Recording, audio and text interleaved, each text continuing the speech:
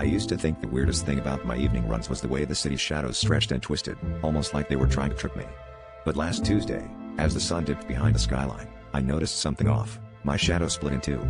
The second one moved just a half second out of sync, mimicking me with a delay, like a laggy reflection in a broken mirror. I told myself it was just the streetlights playing tricks, but I couldn't shake the prickling unease running down my spine. If you think this sounds crazy, just wait, because what happened next is the real nightmare.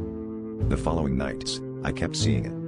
No matter which block I turned down or how quickly I changed pace, the second shadow would catch up, sometimes flickering in places where there was no light source at all.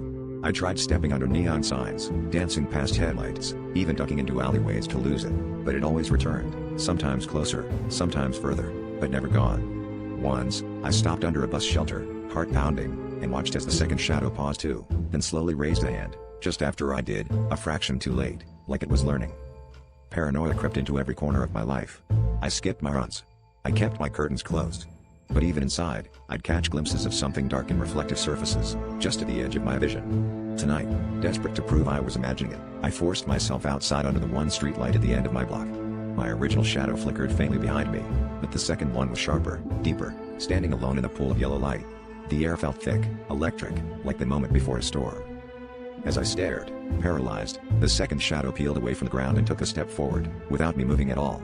My own shadow evaporated as the light buzzed overhead, and I realized the street was utterly silent. The last thing I remember is the other shadow stretching toward me, cold and hungry, as I finally understood, I'd been replaced. And if you see a lone shadow under your streetlight tonight, I hope it's still just yours.